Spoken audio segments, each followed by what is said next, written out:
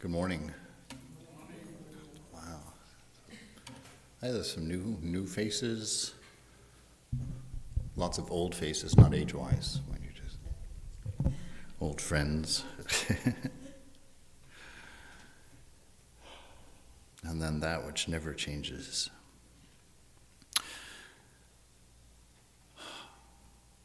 So I'm very grateful to be able to speak to you this morning, to be able to share some beautiful ideas that are always inspiring.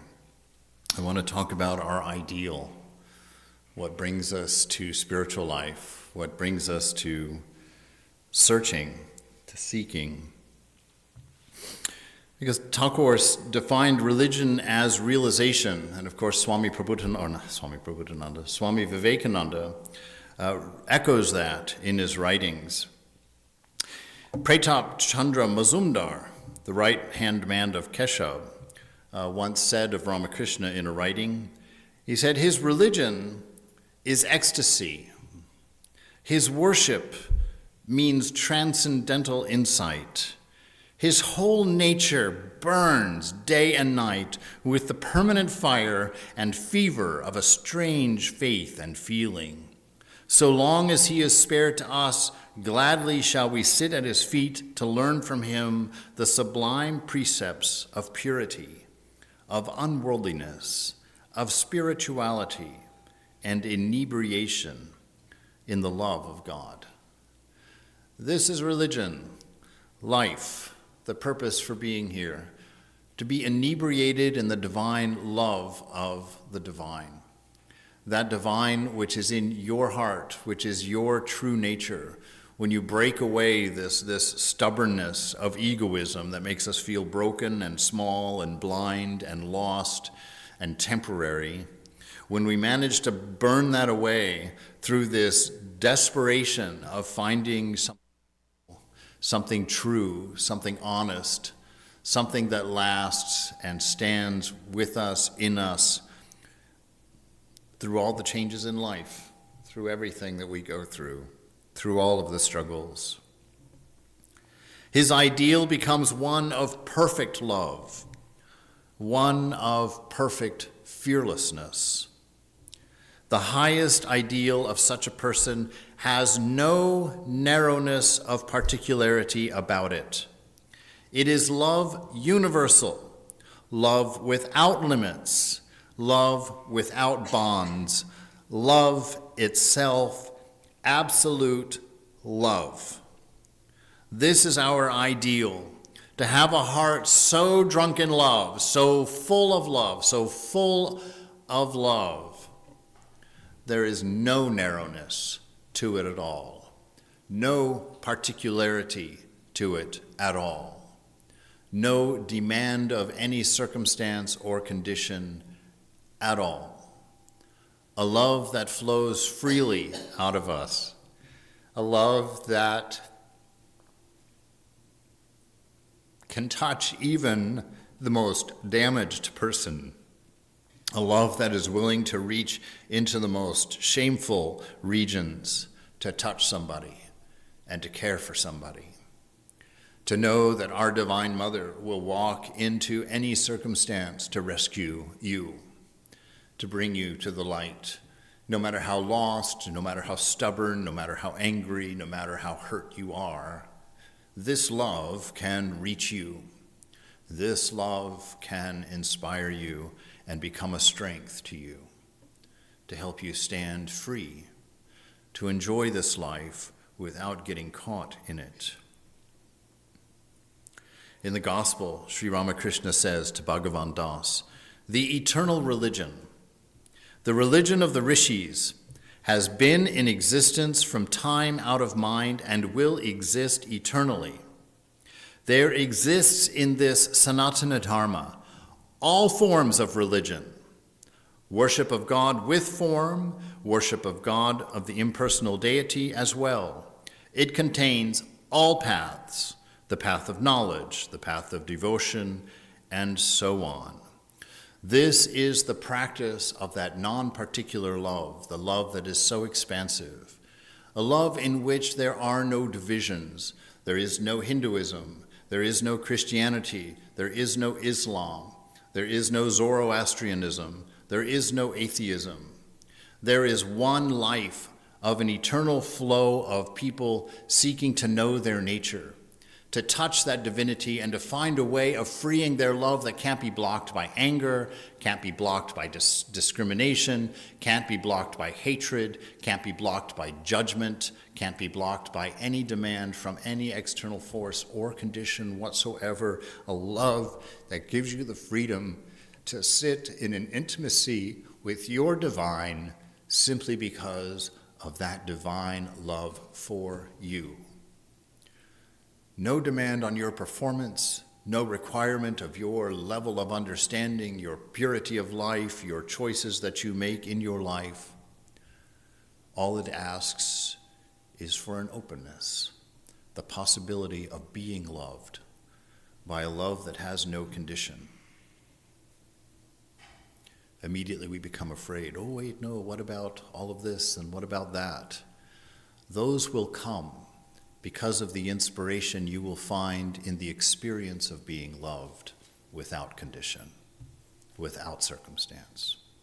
How do you become pure? You look at Thakur, look at Ma, look at Jesus, look at Shiva, look at Ramakrishna, look at Buddha, and let them look into you and see you as you are, and not as you think you are. That is how you find your purity. That is how you find your strength. That is how you find your calmness of mind. You don't have to do those things first and then enjoy God. When you come in to meditate in the shrine, you sit silently and open your mind to an eternal, unconditioned love. You sit there and let a grace that covers everything you hate about yourself with peace.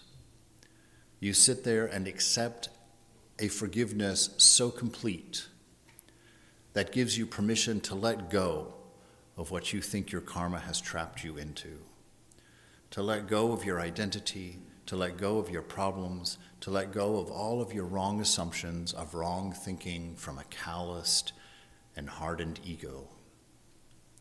And for a moment, let God love you.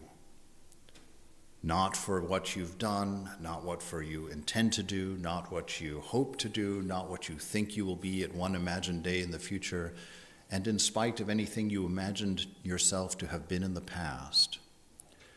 To sit in that presence of divine love and let Mother evaporate your nature to its highest ideal, to her lap, to her vision of what you are, how she created you, how she's nurturing you, so that you can learn to see her writing love letters in everything in this world to you. I share frequently, and actually I did a little vlog about it, because last year in, September, October, November, somewhere in there, we did a retreat up in the Rocky Mountains, and the leaves were changing on the aspen trees. And if you haven't seen that, no big deal. Just know it's amazingly beautiful and incredibly peaceful to watch, because those aspen leaves, because of the shape of the stem, I've learned, they flutter like this in the wind. And so they alternately catch light and shadow, and the color of the leaves is pure gold, just pure gold, and the trunks of the trees are white. And so we were walking through an aspen forest, and our assignment was to kind of branch off on our own whenever we found a place that inspired us to meditate or to think of God. And so I broke off and kind of went through a little bit of a thicket and then through a clearing and then into this very small, beautiful patch of young aspen trees that had a clearing just in the middle where Mother put a delightful little log for me to sit on. And I sat there, and it was interesting because I sat there and I just was so appreciative of how beautiful this was. And I heard myself say, for me? For me? I was the only one there, and all of this beauty was coalescing around me. And at first, of course, my fear of doing something wrong, my fear of impurity, my fear of ego, my fear of selfishness kicked in and thought, What a presumptuous thought. For you? What do you mean for you? But then I heard Mother's voice kind of smack me on the rear and say, yes. Yes, for you. This is our moment together.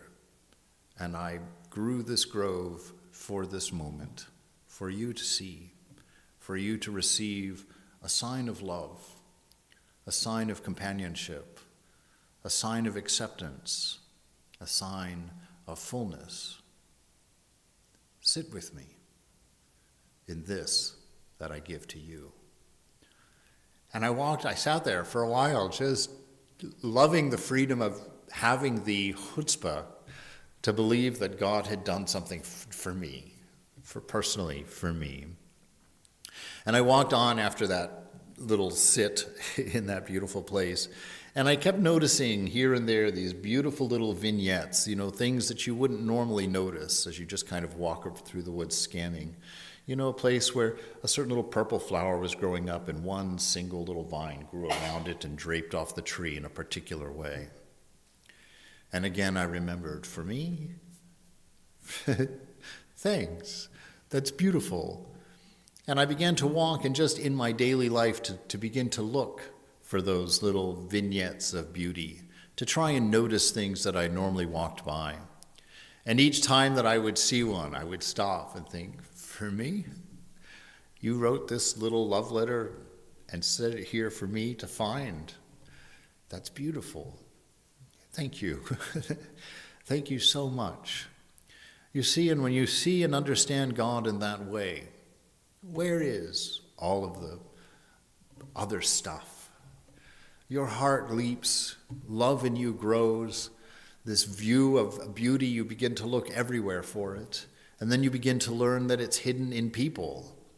It's hidden in their eyes, that if you stop for a moment and you look at the beloved in someone's eye, it's amazing when you see their face change because they see you looking at a self in them that nobody else has seen.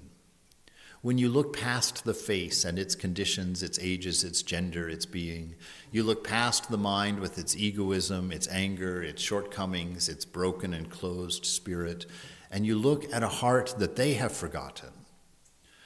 When you look at a sweetness in them that they have forgotten, they feel that gaze, and they are reminded. And the first time that I was able to have this happen, the light that came into the eyes, the hand that went up to take mine from a complete stranger, and to sit there and enjoy the meeting of two eyes with a beautiful sense of love without any judgment whatsoever form in between us. And I understood the last prayer of Jesus in the Garden of Gethsemane. The prayer for the unity that is bound together by the cord of pure and infinite love. His last prayer before he gave up his life in that horrible way was simply for our unity, that we would find our oneness with one another as he demonstrated his oneness with God. They in me as I in you, O Lord.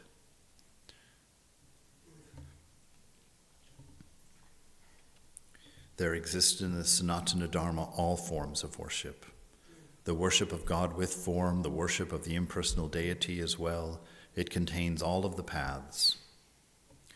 How can that be so? There's a story, it's my favorite story. I've shared it before, but because I've come to one of my favorite places, I'm going to talk about my favorite things, like I got to sing my favorite songs. The story is this, or it's an account that happens. After a time, Bhagavati, an old maidservant of the temple proprietor, entered the room and saluted the master from a distance. Sri Ramakrishna bade her to sit down. The master had known her for many years. In her younger days, she had lived a rather immoral life. But the master's compassion was great, and soon he began to converse with her. So here's a woman who comes in, to the master's room. She's led an immoral life. She sits down in the back of the room, and the master singles her out, starts talking to her, right? And he says to her, wow, now you're pretty old.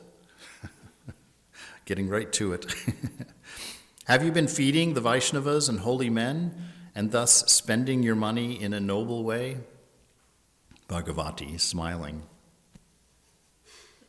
How can I say that? Well, have you been to Vrindavan, to Benares, to the other holy places? She begins to shrink a little bit. How can I say that? I've built a bathing ghat. My name is inscribed there on a slab. The master, indeed. Yes, sir. Yes, sir, my name, Srimati Bhagavati Dasi. It's written there. The master with a smile. How very nice. Emboldened by the master's words, Bhagavati approached and saluted him, touching his feet. Like a man stung by a scorpion, Sri Ramakrishna stood up and cried out, Govinda, Govinda! A jar of Ganges water stood in the corner of the room, and he ran there, panting, washed with the holy water on the spot the maidservant had touched. The devotees in the room were amazed to see this incident. Bhagavati sat as if struck dead. This is often how many people feel when they approach God for the first time. You know, you read these stories of these beautiful people. You come to a center and you see some people with wonderful lives, you know, and you kind of just sit in the back of the auditorium. You're always, you know, the last one in and the first one out to protect yourself. And God touches you, and you feel something. You're inspired somehow because he's looked at you in that way. He's reminded you of your beauty. He's reminded you of your eternal youth. He's reminded you of some good that you've forgotten about in you. And because you then think that you've done something, you think that you've become something, or that you are something, or somehow now you're worthy because God has talked to you, God has summoned you for a conversation, you take that and you think that that is the reason that he talks to you. You think that that is the reason that you're acceptable, because you did something, because you managed to stop drinking, or you managed to, I don't know, any little thing along the way. But you approach God, and suddenly you find, you reach out to touch him, you know, and the most embarrassing, the most humiliating thing in the world happens. He jumps up and screams, Govinda, Govinda, and runs for Ganges water to wash himself. What happens to you? What happens to you in that moment? You become fully aware of your ego. You become fully aware of the things that you've done that were careless. You know, the egoism that you've built, the anger that you've nurtured, the lust that you've been chasing. You become aware of all of those things and you shrink. You get small. Everything is undone. For a moment you felt such a grace. For a moment you felt such a divine look. What happened? Your eyes fell on yourself. Your eyes fell on your own accomplishment. Your eyes fell on your own worthiness.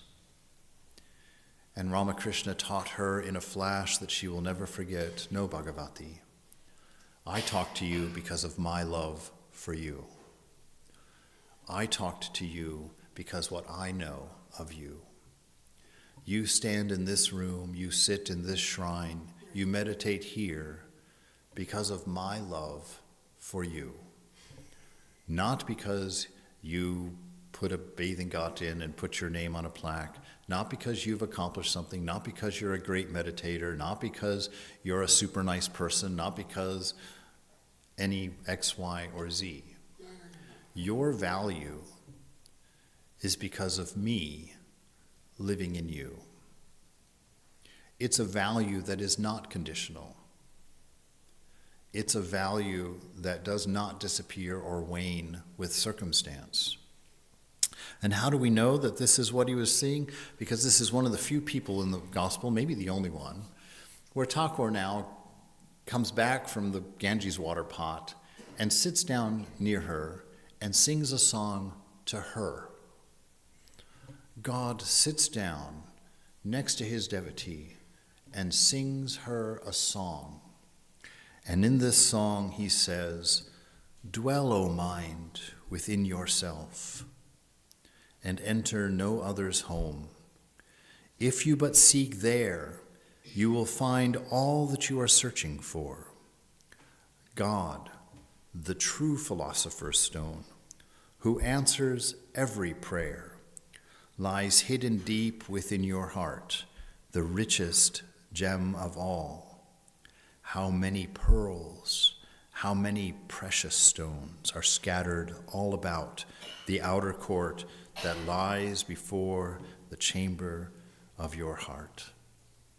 He tells her the reason that he was stung like a scorpion, because she had not found the divine principle within herself that makes her beautiful, that makes her spiritual, that makes her worthy and of value. So he taught her immediately, it's not you who makes yourself valuable. It is not your ego self that tries and exercises all of these whatevers in order to present yourself as a holy and wonderful person. It is not your accomplishment that makes you worthy to sit in this room. It is not because of who you are or what you are in that egoistic perspective that allows me to talk to you, that allows you to come in and cook in the shrine kitchen. It's not because I've chosen you because you're holy or because you've accomplished something or because you think you're righteousness or you're born in this order of family or that order of ideal. You don't earn your way into this room. You don't earn your way into love. You don't earn your way into my attention. I give it to you freely because of what you are behind your ego, behind your mind, behind your body. I love you because your nature is love itself. And I want you to take your confidence in front of me from the fact that I've covered you with an infinite grace, an infinite love. I want you to find your confidence in something that will never change. Your behaviors, they'll change. Your moods, they're going to change. Your accomplishments, they're going to change. They're meaningless. They're of a changing world and are unreal. And if you stand on those, you will fall. Right? There's that wonderful parable that Jesus talks about, the wise man and the foolish man. They're both building a house, and the wise man is walking along, and he's on the beach, and he sees a rocky cliff there, and he thinks, there, on that, up there, I'm going to build my house up on that rock, right? Up on the rock. And the foolish man is walking along. That's too far to climb. I'll just build mine right down here on the sand. And what happens? A storm comes, the waves rush in, the tide rises, and the foolish man's house is completely washed away, completely destroyed, right? But the wise man's house up on the rocks, it stands firm. It's fine, no trouble. What is he trying to tell us about that? What is Thakur as Jesus trying to tell us in that moment? He's saying, build your house, build your identity, build your security, build your self-worth, build your confidence, build who you are on the unchanging principle of the divine that is in your heart, that which never changes. Move out of your mind. Your mind is a constant, unrepeating flow of change. There is no security in egoism. Get that great job, become that CEO, become that important person, and the day you retire, you're just an old man. You're just a toddling old man who needs something brought to him because he can't get up to get it himself. But build your house on what you are, your nature, not what you think you are. Build your house here, and you'll be an old man who's dearly loved, who's dearly respected, whose grandchildren clamor to him, even though he's hideous looking, laying in an old folks' home, unable to move, with weird things growing on his arms and gnarled toes that look like tree trunks. And that child will come running and embrace you, thrilled to see you because of the way you alone are able to see him or her. Because they will see in your eyes a love that's not conditioned on their behavior, a love that doesn't demand or ask any change in them, but knows what they are. And those children will grow up inspired, remembering that glance, that gaze. And through that knowing, through that reminder, through that loving search of seeing who you are, they will find the inspiration to rise to the occasion, to know I'm lovable, I am loved. And they themselves will find that unchanging rock, that place of security, so that when life gets tough, when the winds start to blow, when the humiliations come, when the scandals arise, the lies are told, and you stand there naked and unable to defend yourself, but shame does not overcome you. Regret does not overcome you. Fear does not rule you. You stand there and watch the waves come and go, knowing this is the world of change, a constant flow of change, and nothing lasts forever here. Dwell within yourself. That rock, that unchanging, that security, it lies within you. It's not in the mind, it's in the heart. It doesn't have to do with thoughts. It is the realm that contains thoughts. It's before your ego, before your accomplishments, before time. It is outside of time. And if you but seek there, you will find all that you are searching for. It's important right now. Think about, what are you looking for? What are you trying to accomplish in your life? What are you saving up for right now? What do you think you're going to get when you get enough money to get that thing that you're saving up for? What are you dreaming for your children? Is it going to serve them and make them honorable when they retire? Is it going to carry them into the old folks' home with a sense of dignity and a sense of nobility?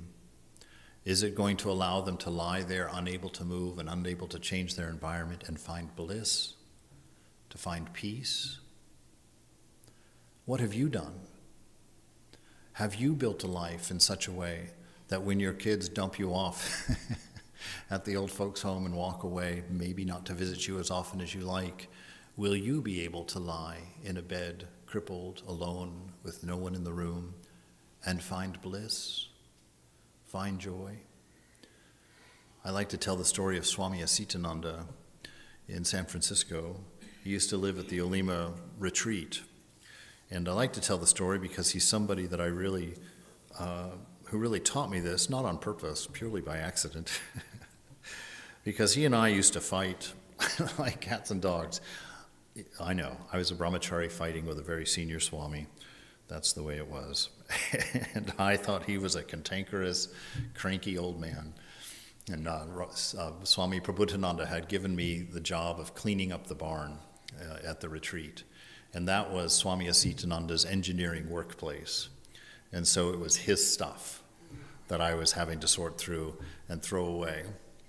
And he didn't want anything to do with it. He did not approve it. He didn't want me to touch. He told me point blank, don't you touch a thing of mine.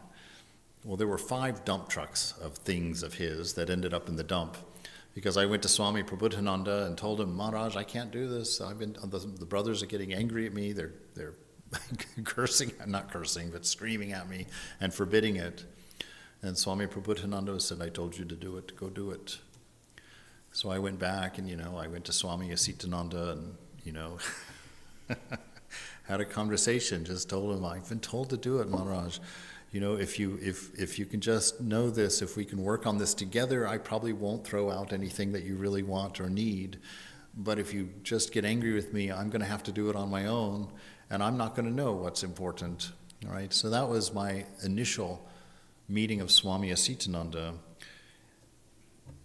15 years later, while I was still in the monastery there, and Swami Atmananda had you hit that certain age where it accelerates. you get old faster.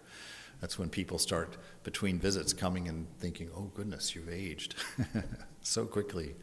And he came to the point where his hips were bad, and he broke it actually at one point, had an infection in his heel, and he had to sit in a reclining chair and couldn't get up, couldn't get out of that chair. And he lived at the Olima retreat. There's no foot traffic there. There's not many devotees going there, and he lived in the barn in the back room by himself.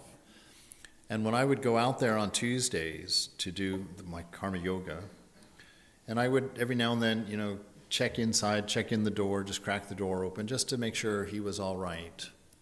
And every time I saw him in those last days, and when I got close enough to him to say something to him, or went in to talk to him for a moment, I could see, the wet corners of his eyes, that he was in bliss.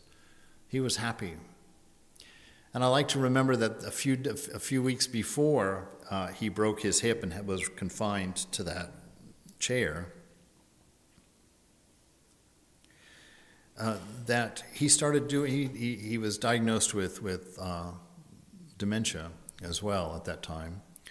And he used to have in his room a tall dresser that had a picture of the mother on it. And every morning, he would go out into the vinca patch in the front lawn of the men's retreat house and pick those little purple vinca flowers, and would put a pile of them on the top of his dresser to worship the mother. And as the stages of dementia increased on him, I'm going to tell a story I've told before. He probably would yell at me when he sees me again at some point. Because one day I drove out to the Olima retreat, and if you've been there, you drive out in this long entrance avenue that's tree covered, and then you turn in front of the men's retreat house, and that's where the vinca patch is. And as I turned in and drove by the vinca patch, of course, there was Swami Atmanand out there picking vinca flowers for his worship, but he had no pants on. So I drive in and I'm like, okay, well, this is an interesting thing for devotees to see when they drive into the retreat right away. The old Swami, pantsless, out there picking vinca flowers. But I was so touched and so charmed, I pulled up next to him and I rolled down the window and I said, Maharaj, I said, you forgot your pants. He stands up, he looks around, he looks down and goes, oh, so I have. And continues picking his flowers, takes them in and puts them on his shrine. And I thought, wow, who would have thought that as dementia took away his mind, that his mind would come to a place where he would forget something as fundamental as his pants and still remember his picking of flowers to offer to the Divine Mother. And I thought to myself, I want to be that way. I totally want to be that way. Everything else can go. But what I have to give to my mother, because she taught me by the way she looked at me, that there is something beautiful inside of me that was not affected by the life that I had lived, that wasn't affected by the choices I had made, that wasn't conditioned on what somebody else thought about me. She gave me a rock, a place to stand, a place that helped me weather the storm, that helped me make it through my spiritual life, knowing what many thought of me, knowing what many perceived in me. And so those last days when he was sitting in that chair and he was in his bliss, unable to move, I thought to myself, yes, indeed, Swami Atmananda, I was wrong. You're not a cantankerous, cranky old man. You're someone with some beauty in you that took a while for me to see, and who has given me my ideal of growing old, who has given me my ideal of how to deal with my body melting, drooping, introducing new friends on my face and arms. Things that you couldn't see in my 20s are now almost characters in and of themselves, He taught me how to laugh and how to forget everything but that which is important. that in me which is unchanging, that in me which loves, that in me that remembers, that gaze of the divine, that in me that is still developing the infinite humility that's necessary to accept infinite grace. All of our practices are to bring us to that point, to understand that our value is not in what we do, because everything we do will be undone, just like making your bed in the morning, just like driving to work. Everything you're doing in life is a loop. It's all undone. It's one of the reasons that I joined the monastery, because I used to be a computer science guy, a tech engineer. And the thing that bothered me the most about that, well, number one, I hated it. But the second thing about it was that it really bothered me that 6 months after I retired, everything I had worked on for those 20 years was going to be outdated, was going to be laughed at. Oh, he wrote that in Fortran. You know? It falls away as meaningless, and that's what started me on one of the things that started me on my search for something that lasted, something that was real, something that was worth life, something that was worth living for, that wouldn't fall apart, in my old age. Dwell, O mind, within yourself. Seek there, and you will find all you are searching for. God, the true philosopher's stone. God is the philosopher's stone, not your efforts. God is the philosopher's stone, not your meditation. God is your philosopher's stone, not what you memorize, not what you read, not the amount of time you spend at the temple, not the amount of floors that you've cleaned, toilets that you've washed, floors that you've vacuumed, flowers that you've decorated with. That is not the philosopher's stone. God is your philosopher's stone.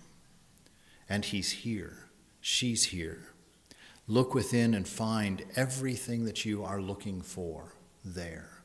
Count on nothing else.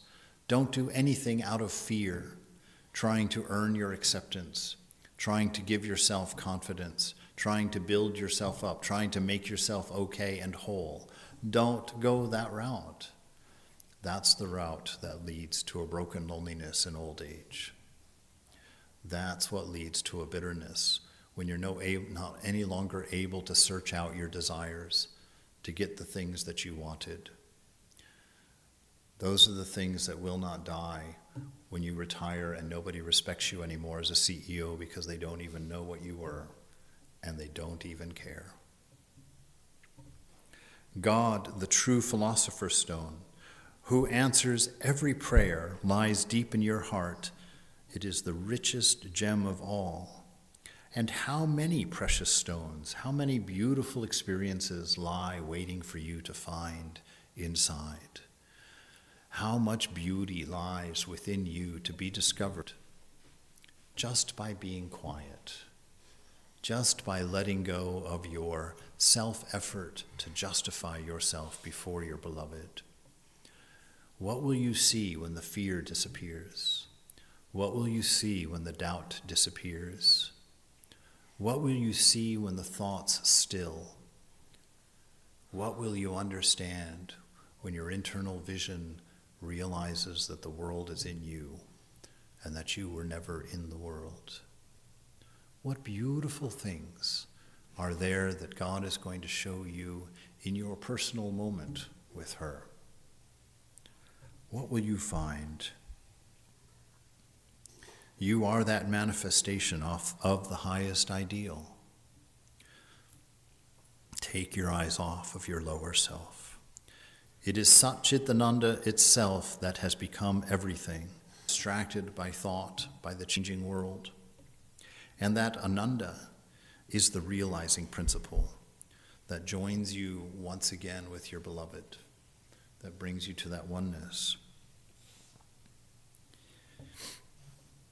I'm going to look at each one of these now. Existence. In Jnana Yoga, Swami Vivekananda says, we have first of all to give up this satisfying with the body. When the body is tired, don't say, I'm tired. It's impossible for you to be tired. You've been in existence for time immemorial. I was sitting in this room one time meditating, and I was sitting there just every time I opened my eyes to check the clock, maybe 35 seconds had passed, and I was dying. I was like, oh my, come on. I want to get out of here. I wanted to get out. But the thing was, I thought I was just so bored because nothing was happening in deep inside at that point, at that day in particular. And I was just sitting there getting restless. And I had this thought just come through my mind. I consider it another little vignette of beauty from Mother. That came in, and just the question arose in my mind, how is it possible for you to be bored? You have been sitting here watching the world for thousands and thousands of years. Boredom? Really? That's going to be very problematic for an immortal soul. That's going to be a real bummer in paradise, to get there and be bored. And that changed my perspective completely. I have been sitting here doing this for thousands of years, and everything necessary for me to have my realization is already available to me. Right here in this room, right here in this experience, in this meditation, in this moment. My meditation, according to Mother, is already ready to go. All I have to do is desire it. All I have to do is want the rock and not the sand. To search out the unchanging in the heart instead of defining myself by the world of change, the world of sense. We have to give up this superstition of the body. We are not the body. Next must go the further superstition that we are the mind. We are not the mind. So when the mind is sad, stop saying, I'm sad. Use the right language because it's important. Otherwise you will forget. Say, the mind is sad. My mind is troubled. Use the right language so that you always keep yourself separate from the problems of the body and the problems of the mind. Why? Because every desire you've had, like we talked about yesterday, comes from either the body or the mind. The self has never aroused a desire. The self behind the mind, behind the body, has always been absolutely blissful. And actually that bliss is what shines through anytime you fulfill a desire. Anytime you fall in love, that Ananda somehow is being reflected off of that person to you. Right? We are not the mind. It is but the silken body, not any part of the soul. The mere word body, applied to nearly all things, includes something common among all bodies, that is, existence. You can go to the root, to the thing that is behind a mind, behind a body, that existence itself. And just pondering existence has brought me out of many a depression. Just to sit there and say, wow, I can experience something. At this moment it's depression. I'm experiencing a depressed mind, in my past, mind you. I'm experiencing a depressed mind, but I'm experiencing. And then I became interested in the experiencing. What I'm experiencing, what is it to exist? What does it mean to be? How do I know that? Or do I know that? And what is it that I know if I do know that? And it takes you into a wonderful space of appreciation when you understand that any experience of being is worthwhile, whether it's good or it's bad. It's life, it's potential, it's possibility, it's material for you to take and create something beautiful out of, regardless of what it looks like in its raw material. Every artist, when they start, you look at these artists that build these, I went and saw this exhibit of these piles of trash. It literally was piles of trash, but they would shine a desk lamp on it from one side, and on the wall, the shadow would be a beautiful picture of when this light shone through this pile of trash. So you can have a pile of trash, and with your nature, if you're in touch with your nature, you can take that pile of trash and create something worthy of an art museum. You can create something beautiful. That's the power of your existence. And your existence takes no effort. It only takes you recognizing what you are, that you are beautiful, and it is your nature to create beauty. And that in this moment, like we talked about yesterday, in this moment you have all of these raw materials today. You have arms and legs, you've got things kicking around, you've got a mind, you've got all of these things available to you. To find a fulfilling life, exert your nature. Let your nature inspire you. Stop having your senses drive you and allow your nature to inspire you. Look around and say, what can I do with my life at this moment? How can I create something beautiful and offer it on a shrine? It doesn't have to have any other purpose but that, an expression of beauty. That's how the mother did all of this entire world. That's why I go out and start all of my little daily videos with a shot of pristine nature, the temple that Mother built, the architecture of divine love, the architecture of peace, of harmony. That is your nature, to create beauty from your own beauty, to create love with your own love, to create wisdom from your own wisdom, taking everybody that you know and weaving something beautiful out of all of you together, taking your home and creating something beautiful by all the things that Mother's given you to create beauty. Whether it's a pile of trash or whether it's a pile of fine furniture won't make any difference. Whether you have a lot or a little, whether you have nothing, you can create beauty always. That is existence. That is the way to find fulfillment in this world. Act in harmony with your nature. Choose love as your motive, choose wisdom as your guide, and do it with your existence, with your being. Do it everywhere.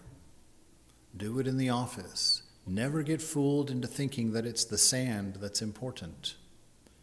It's the gems within you that are important. None of us has any other job in this world but to manifest beauty, manifest love, manifest wisdom. Everything else is secondary. Riding the bus, being an accountant, being a CEO, being a street cleaner, all of those have potential for beauty. And if those are the raw materials Mother's given you, make something beautiful. And you won't hit that midlife crisis. I remember when I turned 45, long ago, not that long ago. Anyway, I would, and actually that's not even true because I was 45 in the monastery. I was 30. That was the big year. I had turned 30, life was over. I was ugly and broken, sad. Working in a cubicle farm at a university, doing computer work. 23 women. And I had to answer all of their technical problems. And my first question would always be, what was the last thing you did? And the response was always, I didn't do anything. I didn't touch it. It just did this thing. I didn't do it. And so I'd have to go out and first always check the first thing, because literally one time, and only one time, thankfully, really and truly, the computer had not been plugged in. And I even asked, because I would start at the very beginning, because I learned long ago as a tech engineer, you have to start at the beginning. Did you plug it in? Yes. Yeah. Did I plug it in? Of course it's plugged in. How would I not plug in my computer? I was like, okay, well, I'll wait till they turn their head, and then I go and pull that little box away to make sure that it really was, and it wasn't. The plug was laying on the side. But I'm living in that world, of a cubicle world. I mean, you can't get any more humiliating than working out of a cubicle, and kind of looking around you at the government working bureaucrats and thinking that's your future. And you're thinking, my God, really? This really is why I was born to do this? This is what it's come to. Because if you build your house on the sand, if you build your identity on the changing world, there's nothing behind it. It's constantly changing, constantly changing, constantly changing. If it's created, it gets thrown out. Know that. Everything you own is going to be thrown out. All those things you think are so precious to you are going in a dumpster. How do I know that? Because I've thrown them in a dumpster. One of our devotees passed away 10, 15, 20 years ago, somewhere back there. I was tasked with cleaning out that apartment. There was a whole closet of albums, of photo albums. She was the last of her family. They were treasures. They were black and white old photos, really old photos. And there was a whole 2 shelves of them. Those things had infinite sentimental value at one point. They had been carried from generation to generation and cared for by every single one of them. I wanted desperately to find somebody that wanted them. I wanted desperately for them to be saved. But they ended up in the dumpster.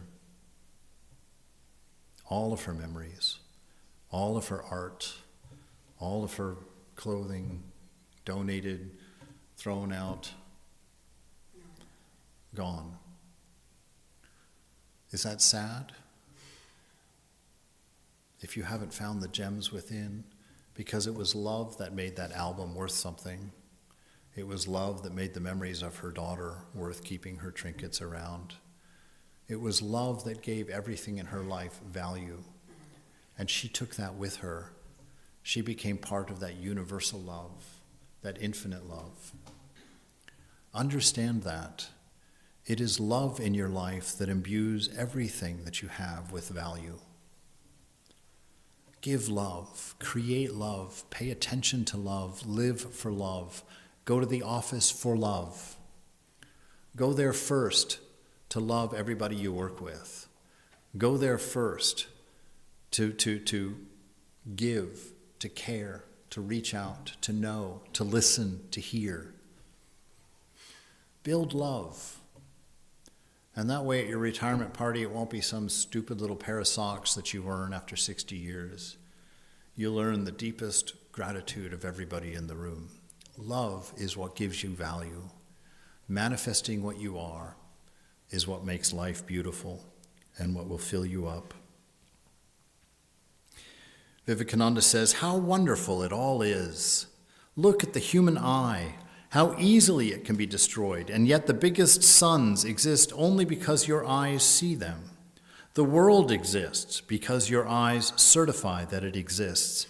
Think of that mystery. These poor little eyes. A strong light or a pin can destroy them, and yet the most powerful engines of destruction, the most powerful cataclysms, the most wonderful of existences, millions of suns and stars and moons and earth, all depend on their existence and have to be certified by these 2 little things. They say, nature, you exist, and we believe nature exists. So with all of our senses. What is this? Where is weakness? Who is strong? What is great and what is small? What is high? What is low? In this marvelous interdependence of existence, where the smallest atom is necessary for the existence of the whole. Who is great and who is small? It is past finding out. And why? Because none is great and none is small. All things are interpenetrated by that infinite ocean. Their reality is that infinite. And whatever there is on the surface is but that infinite. The tree is infinite. So everything that you see or feel, every grain of sand, every thought, every soul, every existence that exists is infinite. Infinite is finite and finite infinite. This is our existence. And then he moves on to talk about the idea of knowledge. Take an individual man. He has first a part of undifferentiated nature in him, and that material nature in him becomes changed into the Mahat, a small particle of this universal intelligence. And this particle of universal intelligence in him becomes changed into egoism, and then into sense organs, and then the fine particles of matter which combine and manufacture a body. The Atman is pure intelligence, controlling and directing prana, but the intelligence we see around us is always imperfect. When intelligence is perfect, we get the incarnation, the Christ. Intelligence is always trying to manifest itself. And in order to do this, it is creating minds and bodies of different degrees of development. In reality, and at the back of all things, every being is equal. This is your intelligence manifesting, designing ways of expressing its nature, combining love, wisdom through your existence. What is knowledge?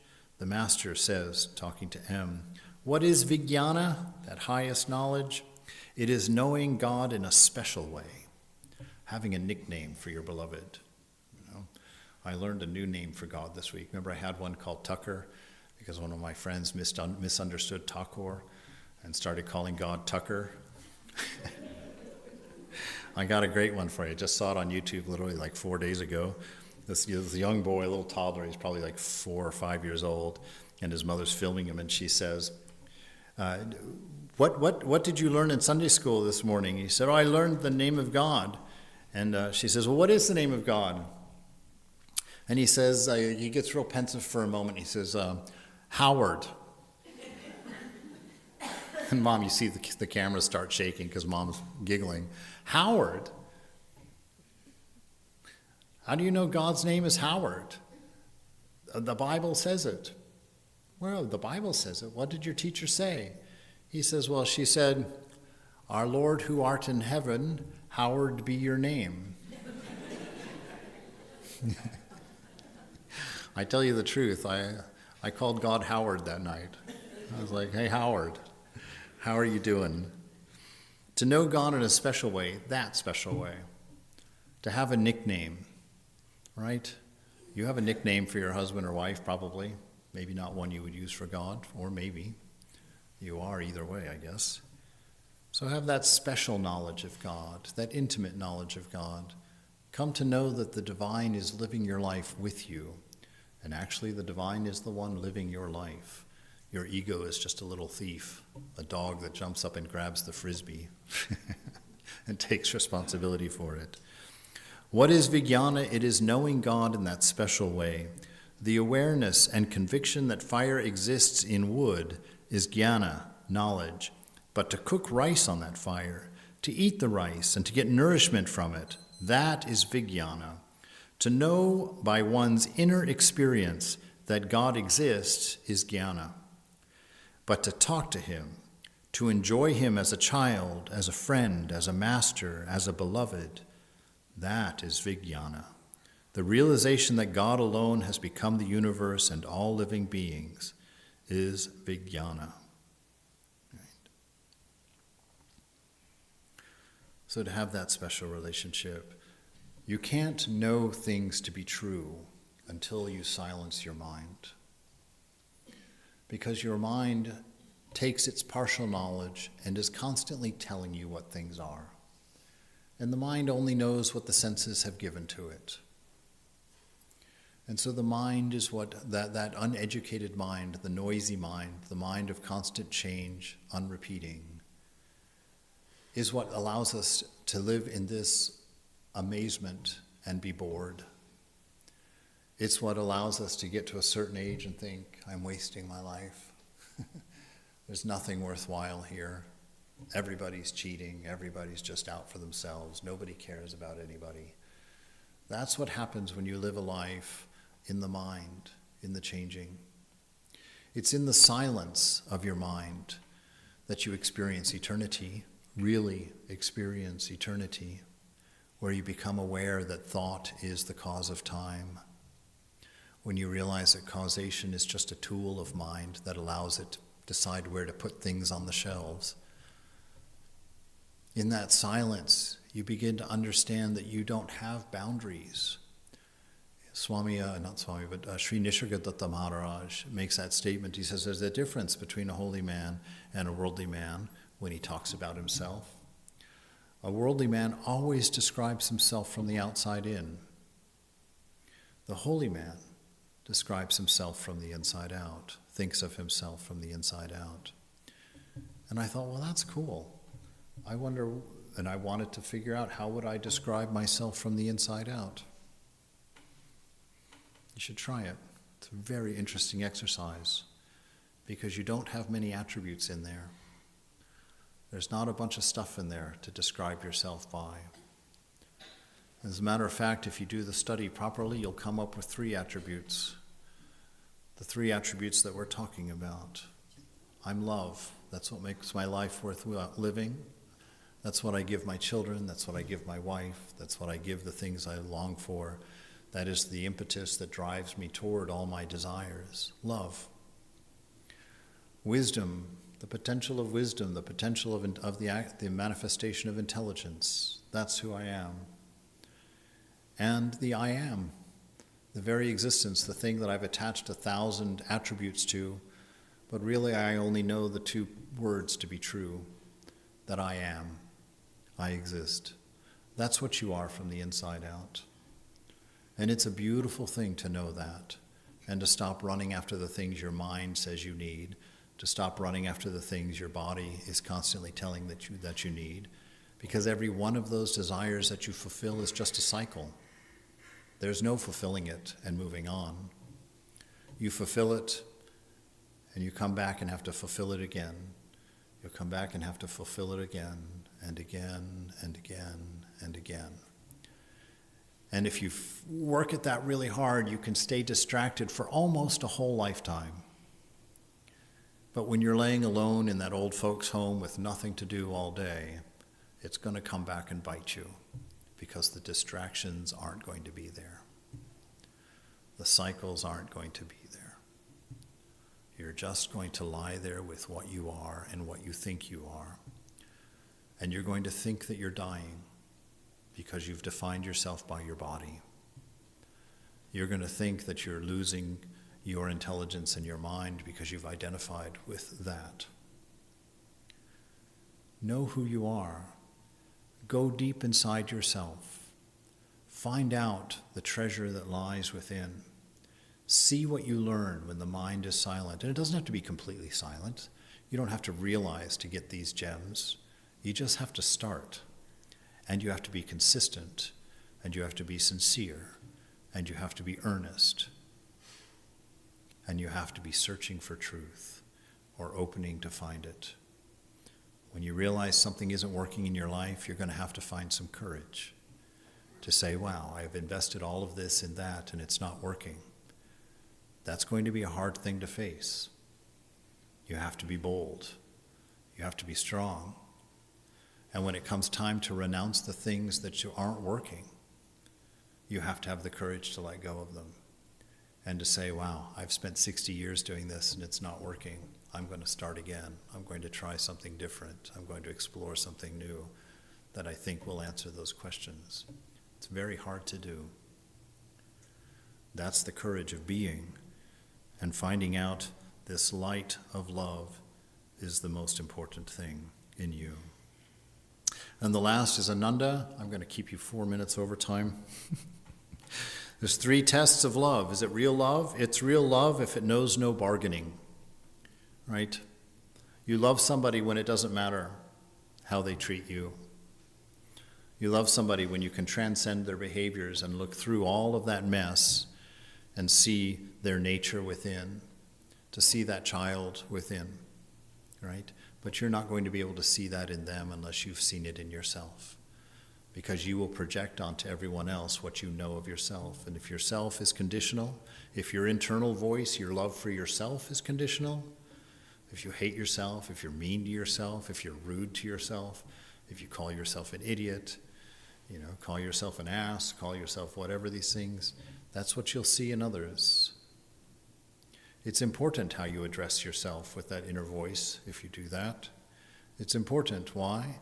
Because that whom you're addressing is the beloved, disguised as you. So if you're calling yourself an idiot, if you're calling yourself, oh, you old fool, why do you always do this stuff? Look, you've done it again, you ass. If that's the way you talk to yourself, that's how you're addressing the divine beloved. So be aware, treat yourself with respect, because Mother sees that which is respectable in you first. Look at yourself as the divine looks at you, but you have to know the divine to know how he, she looks at you. The second, love knows no fear. What is there to fear? What is there to be afraid of? So long as a man thinks of God as a being sitting above the clouds with rewards in one hand and punishments in the other, there can be no love. That is not the divine. That's a big human being. The divine created all of it, the good and the bad, and all of it reduces down to Satchitananda. It's up to you to find the qualities of love and wisdom in the things that it's very difficult to see it in. And that starts with seeing it in yourself. And the third is that love is always the highest ideal. When one has passed through the first two stages, when one has thrown off all shopkeeping, cast off all fear, one then begins to realize that love is always the highest ideal. How many times in this world we see a beautiful woman loving an ugly man? How many times do we see a handsome man loving an ugly woman? What is the attraction? Lookers on only see the ugly man or the ugly woman, but not so the lover. To the lover, the beloved is the most beautiful thing that ever existed. Right? Your love for someone is what makes them beautiful to you. You know, you have that ugly baby. You have that ugly baby. The mother never thinks a baby's ugly. Never, you know. You may have an ugly girlfriend. You know, I would tell you my story, but some Swami somewhere would yell at me. So I won't tell you my story about my ugly girlfriend, but in 4th grade. But to the lover, the beloved is never ugly. The beloved is always incredibly beautiful and gets chosen above and beyond everyone else. This is the nature of God. Everyone is his favorite. In closing, I'll just say, it will avail you nothing unless you realize Satchitananda, the Master says to the devotees. There is nothing like discernment and renunciation. The worldly man's devotion to God is just momentary, like a drop of water on a red-hot frying pan. Perchance he looks at a flower and exclaims, "Ah, what a wonderful creation of God." Right? Look through everything at the things that makes it beautiful.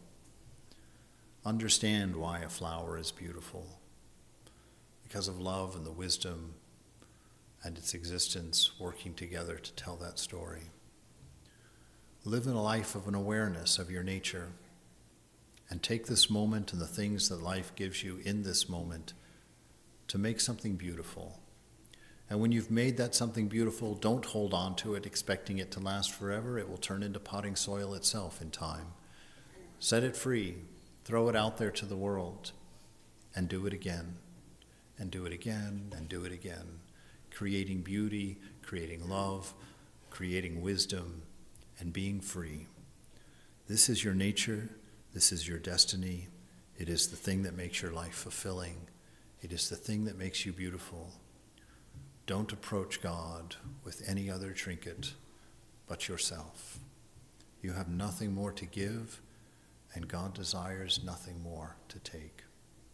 He'll create of you the most beautiful thing he can imagine, she can imagine. Let's take a moment.